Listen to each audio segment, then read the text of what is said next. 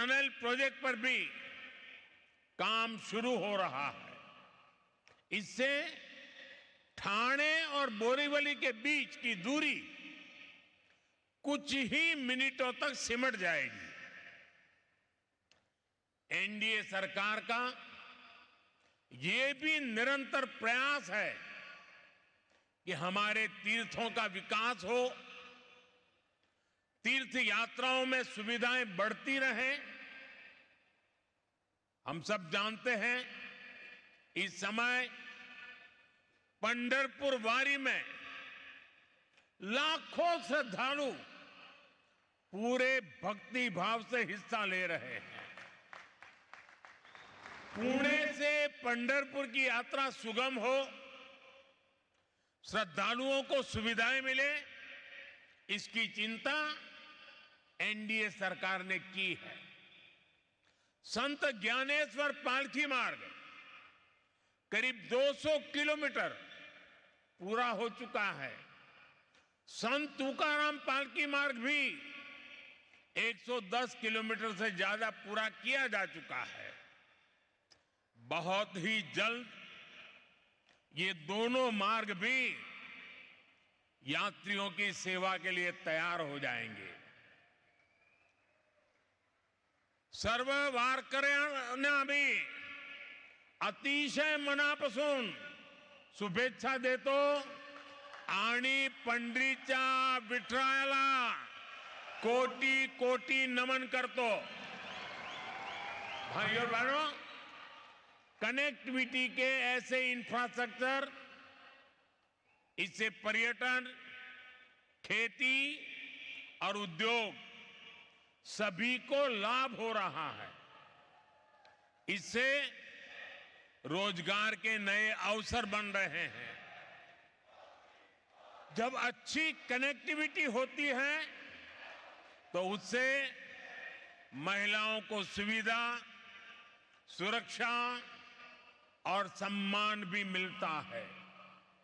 यानी एनडीए सरकार के ये काम गरीब, किसान, नारी शक्ति और युवा शक्ति को सशक्त कर रहे हैं। महाराष्ट्र की महायुति की सरकार भी इसी प्रतिबद्धता के साथ काम कर रही है। मुझे खुशी है कि महाराष्ट्र सरकार ने हर साल 10 लाख नौजवानों को स्किल ट्रेनिंग देने का संकल्प लिया है। मुख्यमंत्री युवा कार्य प्रशिक्षण योजना के तहत ट्रेनिंग के दौरान स्कॉलरशिप भी दी जा रही है। साथियों, भारत में बहुत बड़ी संख्या में स्किल डेवलपमेंट और रोजगार, ये हमारी जरूरत है। हमारी सरकार निरंतर इस दिशा में काम कर रही है। बीते 4-5 साल के दौरान कोरोना जैसे महासंकट के बावजूद भारत में रिकॉर्ड रोजगार बने हैं। हाल में आरबीआई ने रोजगार पर एक विस्तृत रिपोर्ट जारी की है। इस रिपोर्ट के अनुसार बीते 3-4 सालों में देश में लगभग 8 करोड़ नए रोजगार मिले हैं। इन आंकड़ों ने रोजगार को लेकर झूठे नैरेटिव गढ़ने वालों की बोलती बंद कर दी है। ये झूठे नैरेटिव वाले निवेश के दुश्मन हैं, इंफ्रास्ट्रक्चर निर्माण के दुश्मन हैं, भारत के विकास के दुश्मन हैं। इनकी हर नीति युवाओं से विश्वासघात और रोजगार को रोकने वाली है। और अब इनकी पोल खुल रही है। भारत की समझदार जनता इनके हर झूठ, हर प्रपंच को नकार रही है। जब कहीं पुल बनता है, रेलवे ट्रैक बनता है, सड़क बनती है, लोकल ट्रेन का डिब्बा बनता है, तो किसी न किसी को रोजगार मिलता ही है। भारत में जैसे जैसे इंफ्रास्ट्रक्चर निर्माण की गति तेज हो रही है, रोजगार निर्माण की गति भी बढ़ रही है। आने वाले समय में नए निवेश के साथ ये अवसर और ज्यादा बढ़ने वाले हैं। साथियों, एनडीए सरकार के विकास का मॉडल वंचितों को वरीयता देने का रहा है। जो दशकों से अंतिम पंक्ति पर रहे हैं, उनको हम प्राथमिकता दे रहे हैं। नई सरकार के शपथ लेते ही हमने गरीबों के लिए पक्के घर और किसानों से जुड़े बड़े फैसले लिए हैं। अभी तक 4 करोड़ गरीबों को पक्के घर मिल चुके हैं। आने वाले सालों में 3 करोड़ और गरीब परिवारों को पक्के घर मिलेंगे। इनमें महाराष्ट्र के भी लाखों गरीब, दलित, पिछड़े, आदिवासी परिवार शामिल है। एक अच्छा आवास हर परिवार की जरूरत ही नहीं, बल्कि उसकी गरिमा से भी जुड़ा है। इसलिए हम शहरों में रहने वाले गरीब और मध्यम वर्ग दोनों के घर का सपना पूरा करने में जुटे हैं।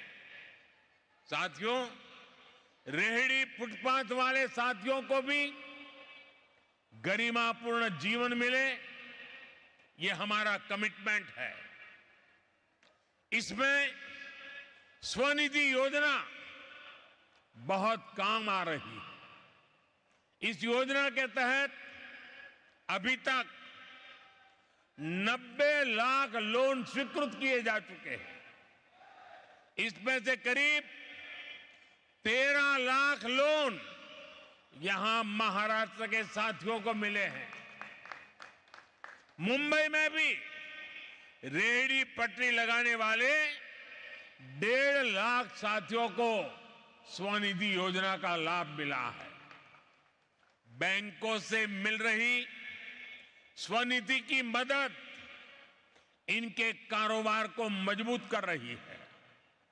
और एक स्टडी कहती है कि जो लोग भी स्वनिधि योजना से जुड़े हैं, उनकी हर महीने कमाई करीब 2,000 रुपये तक बढ़ गई है। मतलब साल में 20-25 हजार रुपया अतिरिक्त कमाई बढ़ी है। साथियों, स्वनिधि योजना की एक और विशेषता का मैं जिक्र आपसे करना चाहता हूं। इस योजना के तहत लोन लेने वाले मेरे रेहड़ी पटरी ठेले वाले भाई बहन जो लोन ले रहे हैं, वो ईमानदारी से पूरा का पूरा लोन लौटा भी रहे हैं। और ये है मेरे गरीब का स्वाभिमान, ये है मेरे गरीब भाई बहनों की शक्ति। और आप ये जानकर हैरान रह जाएंगे कि स्वनिधि के लाभार्थी अब तक 3.25 लाख करोड़ रुपए का डिजिटल लेन देन कर चुके हैं। यानी ये डिजिटल इंडिया को भी अपने काम से बल दे रहे हैं, भारत को नई पहचान दे रहे हैं। साथियों, महाराष्ट्र ने भारत में सांस्कृतिक, सामाजिक और राष्ट्रवाद की चेतना का भी संचार किया है। छत्रपति शिवाजी महाराज, बाबा साहब आंबेडकर, महात्मा ज्योतिबा फुले, सावित्रीबाई फुले, अन्ना भाऊ साठे, लोकमान्य तिलक, वीर सावरकर, ऐसी अनेक अनगिनत महान संतानों की विरासत यहां की धरती में है। महाराष्ट्र की महान संतानों ने जिस प्रकार के समृद्ध समाज, जिस प्रकार के सशक्त राष्ट्र की कल्पना की थी, हमें उस दिशा में ही आगे बढ़ना है। हमें याद रखना है कि सद्भाव और सौहार्द में ही समृद्धि का रास्ता निहित है।